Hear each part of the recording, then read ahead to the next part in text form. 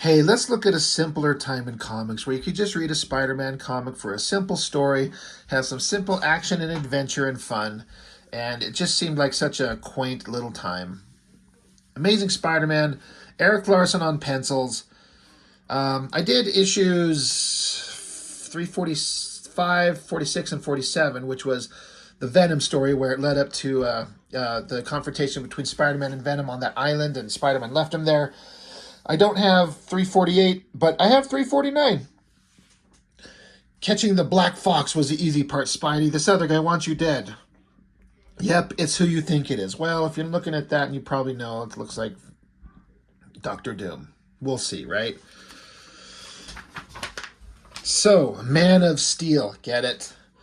Writers David Michelini, I hope I'm saying that right. Larson is the penciler, and Randy Emberlin, no idea who that is, on inks. So this is an era where Eric Larson's art, he kind of had this very distinctive style. And Eric Larson very much says he prefers to ink his own stuff. And I think when Eric Larson started doing Savage Dragon and was inking his stuff, that's when his artwork looked the best. But other people inking him still looked pretty good. It had his distinctive style, but slightly different from his when he just does it himself. It's good. I don't know who this Black Fox is. I assume he's a character that's been in the books before. I had never seen him before or since on this, but an old guy who's a sneaky little thief. But he's trying to break into this apartment building, sneak it in there using gases and glass cutters to get in here and set it up so it looks like he lives there. And so he's fooling the landlord that the person who's supposed to live there is dead or something like that. He's the executor of the guy's estate, so he's going to take over all the possessions in this guy's place. Larson does some funny characterizations and caricatures, I should say. Look at this lady wearing a muumuu and size triple G boobs. Holy shit. It's funny, it's distinctive, but it's a very interesting, weird choice. I was chuckling at that. Eric Larson's got a sense of humor.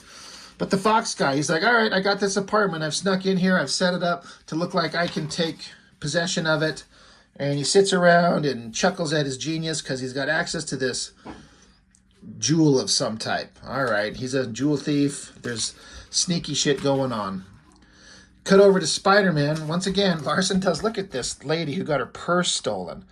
You think the previous chick had huge tits? Look at that. Holy Lord. But it's funny. Bad guy's running. He stole her purse. Spider-Man's hanging upside down, ass right in her face. Comes down and breaks his knife by flicking it with his finger and then webs him up for the cops. So a simple little one-page demonstration of Spider-Man doing what he does. Stopping criminals, webbing them up to leave for the cops. Good, simple superhero stuff with some jokes where he sees that this bad guy's got a knife. This criminal, this robber guy's got a knife, and Spider-Man's like, oh good, a knife. I saw Crocodile Dundee myself. Hated it. So then he webs off. And so you'll see Eric Larson do this a couple times in this issue.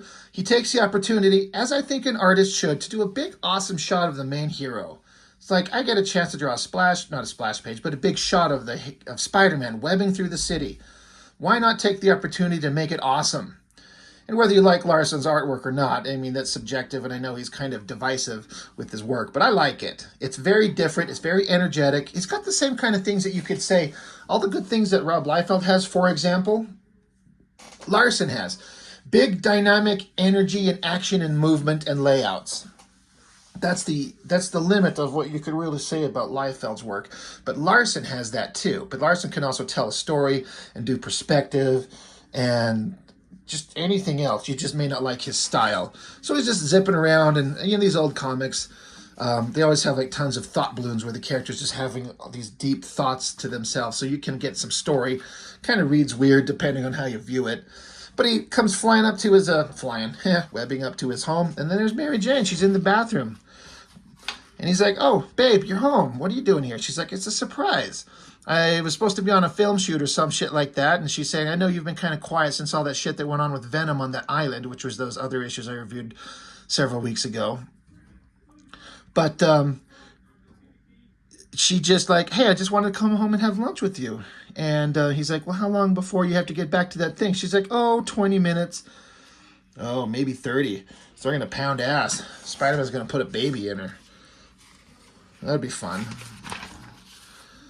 So plane lands, and it's all connected to the heist that's going on. You got the what was his name? The Black Fox, right? Yeah.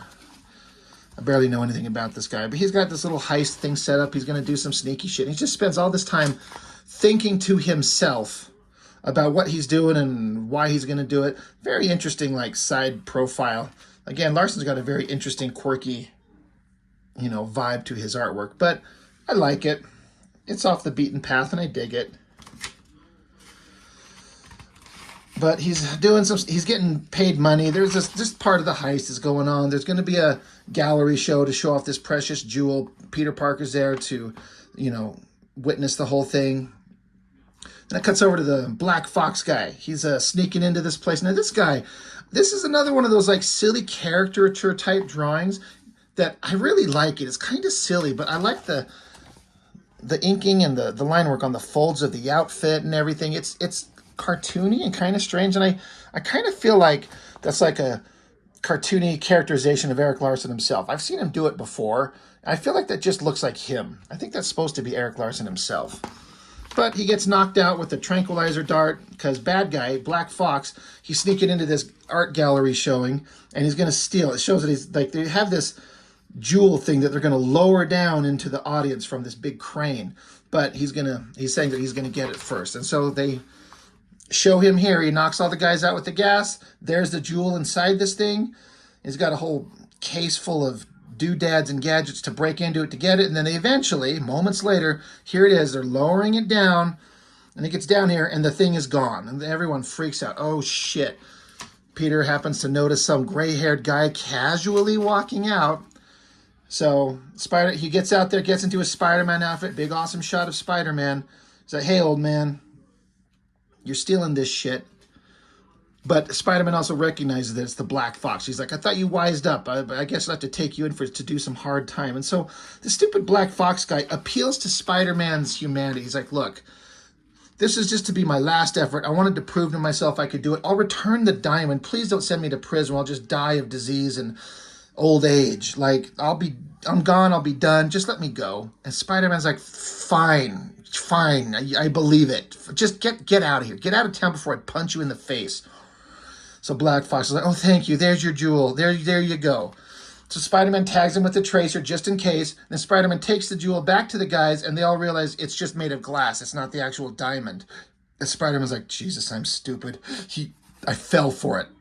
I'm completely stupid. This is just part of, like, it's kind of continuing story. There's nothing interesting going on here, but the interesting part is Mary Jane in bed, like, looking all sexy and shit, and Peter's over here kind of staring out the window, wondering why he lets the Black Fox go. Why do I have sympathy for this guy, and why am I not turning around and banging this shit out of my hot wife? Good Lord. I do like, again, I've said this before, McFarlane does this, ERIK Larsen does this. I like the relationship between Peter and Mary Jane. They're a loving couple. They're together. She's his support system, and he's kind of not complete without her, and I like it. She's like, come to bed and just drill me, and you'll feel better. He's like, no, I'd rather go outside and do some web slinging. She's like, yeah, I know. I have battery-operated devices for that. I'll take care of myself. He's like, good. I got to go do web slinging. So here we go. Another great, awesome, big shot of Spider-Man just swinging around. Very cool. Tracks down the Fox's car. So that's awesome. And so he's going to track him down. They get to this place where helicopter's going to take off. There's all these bad guys. There's going to be exchange of goods and services. Spider-Man shows up. Another awesome use of the big shot of Spider-Man by Larsen. Looks great. Everyone starts shooting. Spider-Man takes out all these other henchmen. And then the stupid Black Fox and the guy he was supposed to trade the diamond with, like, he's supposed to trade the diamond for money. But they're like, money first, diamond first, money first, diamond first. That made me laugh. Like, that's funny. Like, these stupid, dumbass bad guys having this, like, little argument. And then Spider-Man runs in, tastes great, less filling. Now, if you don't understand that gag from decades ago, the joke kind of loses its interest. I think it was funnier without that. It's just funny to have these guys like money first, diamond first. That made me laugh. Anyway, Spider-Man grabs with his webs the case of money, flings it open, cash flies everywhere. Spider-Man keeps punching the shit out of people. So Spider-Man's chasing down the Black Fox. He's like, I've got to find that guy. I'm going to find him. That stupid asshole. He tricked me. You're not going to get away with it. And so he says, Spider-Man says, I've got you now. And then there's a voice off panel at the risk of sounding contradictory. Spider-Man. It's Overlord from Savage Dragon. I mean Doctor Doom. He says, now I've got him. Next issue, His Royal Highness Victor Von Doom, Monarch of Latveria, invites you to spectacular giant-sized 350th issue. Pretty awesome shot of Doctor Doom. Again, if you don't like Larsen's style, it's kind of a combination of Jack Kirby and cartooning, and I don't know. It's like I've said before, it's divisive, but I like it. It's interesting. I've always been a fan, and he knows how to make it energetic and interesting. So why the hell is Doctor Doom here? Well, hell, I don't know. They needed some big bad guy for issue 350. And why not Doctor Doom? And we got to set him up here. So that's it. Not much to it. I mean, it's pretty simple story. You know, it's not world-ending stakes. It's just Spider-Man kind of dealing with street-level crime and the occasional Doctor Doom. But it's cool. It's fun. I liked it. So that's it. That's everything I've got for this issue. So as always, thank you for watching. See you next time.